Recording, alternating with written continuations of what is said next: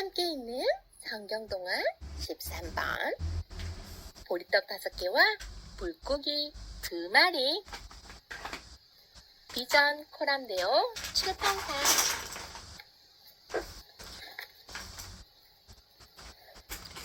예수님은 쉴 새 없이 이 마을 저 마을을 돌며 말씀을 전하셨어요.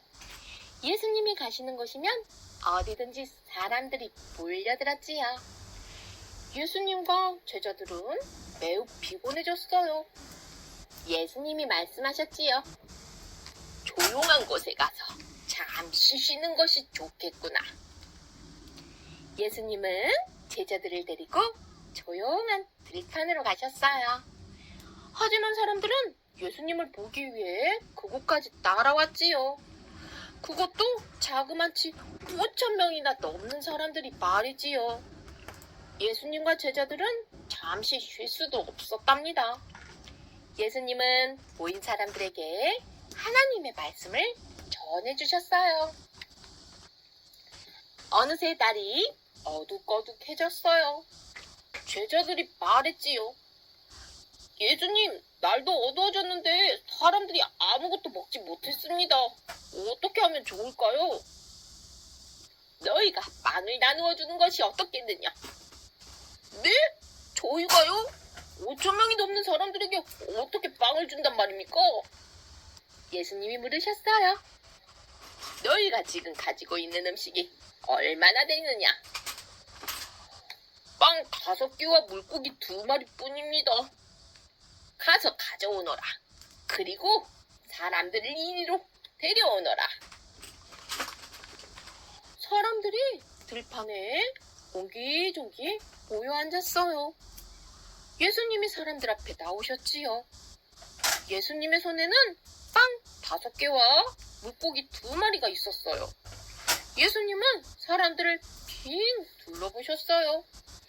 그리고 하늘을 바라보고 기도하셨답니다. 하나님, 우리에게 이 음식을 주셔서 감사합니다. 기도를 마친 예수님은 제자들에게 말씀하셨어요. 자, 이제 이 빵과 물고기를 사람들에게 나누어 주어라. 그러자 놀라운 일이 벌어졌어요. 바구니에서 빵과 물고기가 계속 나오는 것이었어요. 아니, 이게 어떻게 된 일이야? 나도 모르겠네. 일단 어서 나누어 주세. 제자들은 신이 나서 사람들에게 빵과 물고기를 나누어 줬지요. 그곳에 모인 사람들은 음식을 배부르게 먹었어요. 그리고도 12바구니나 남았답니다. 배가 부르자 사람들이 말했어요. 예수님이야말로 우리의 구원자이십니다. 좋은 생각이 났어요. 예수님을 우리의 왕으로 삼는 게 어떨까요? 그래요. 예수님을 왕으로 삼읍시다.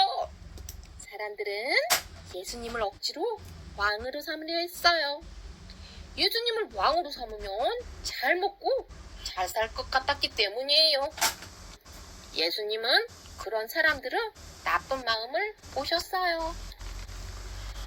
예수님은 마음이 아프셨어요. 그래서 사람들 곁을 조용히 떠나셨지요. 예수님이 제자들에게 말씀하셨어요.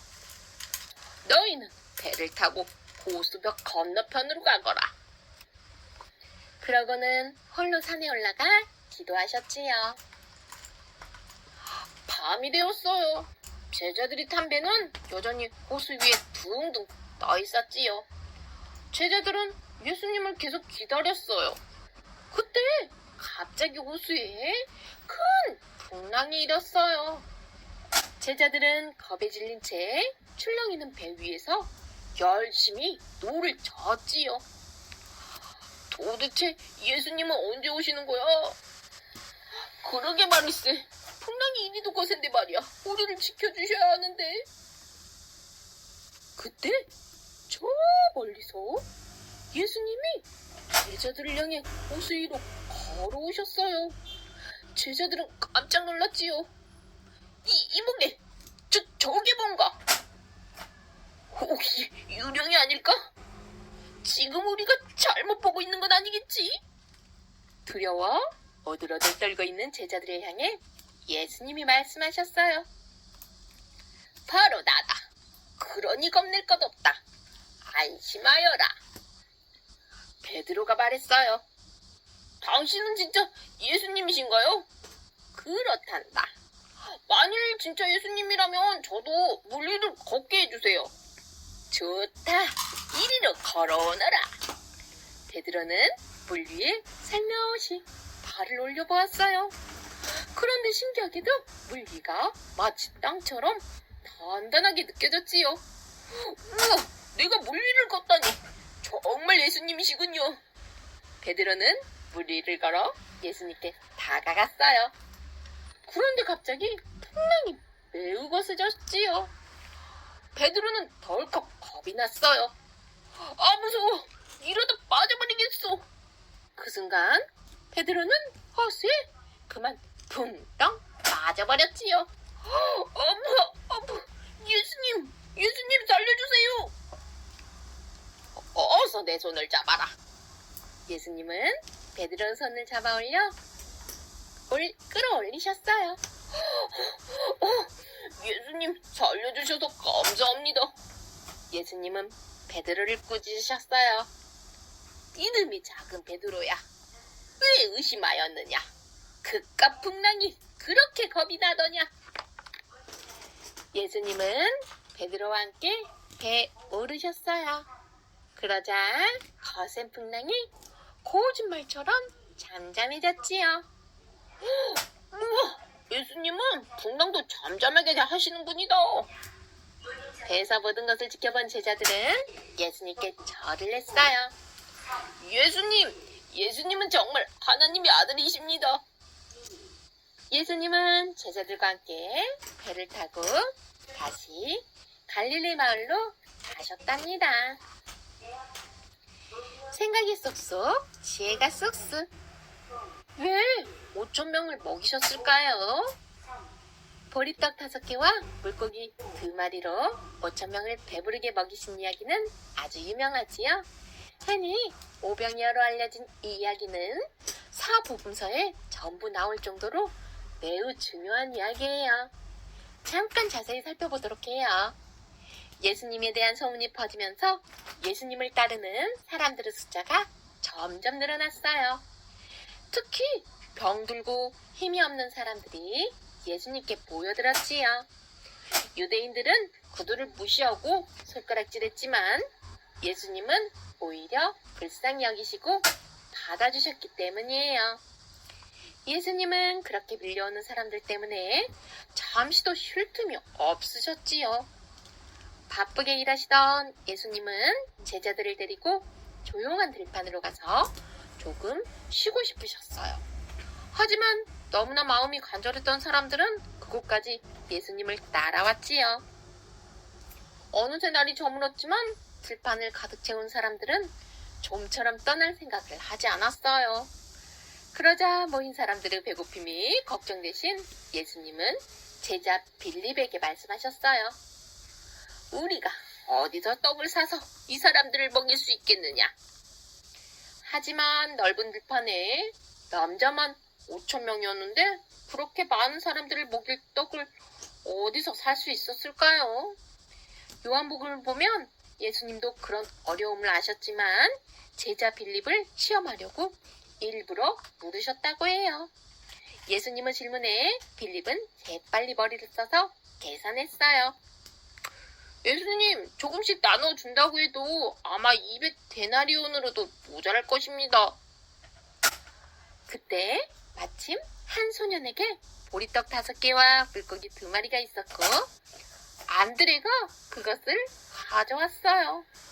하지만 5,000명이 먹기엔 터무니없이 부족했지요. 어쩔 줄 몰라하던 제자들 앞에 예수님은 그 음식을 조용히 받으시더니 하늘을 향해 하나님께 기도하셨어요. 그러자 놀랍게도 그것에 모인 사람들이 모두 배부르게 먹을 수 있을 만큼 음식이 늘어났지요.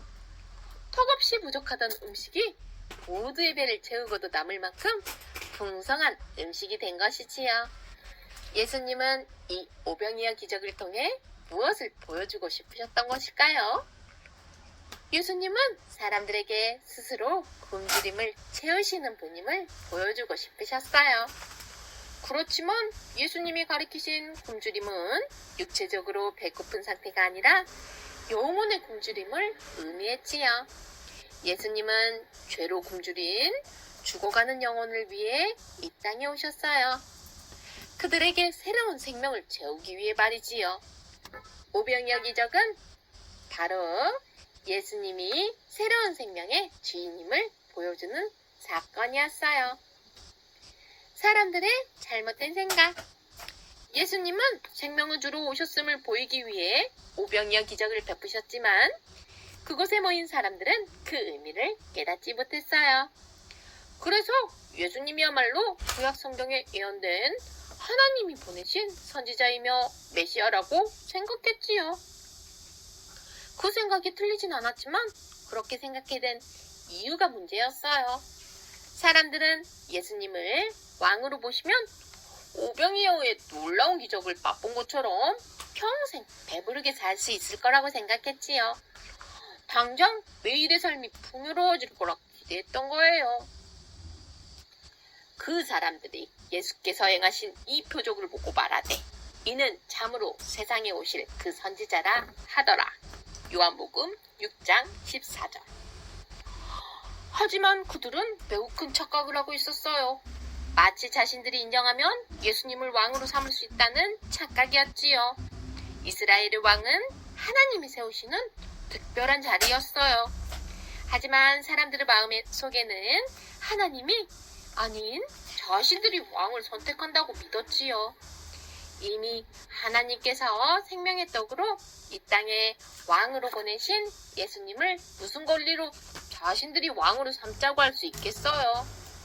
그들은 먹을 것에 눈이 어두워져서 그 마음마저 교만해지고 만 것이에요.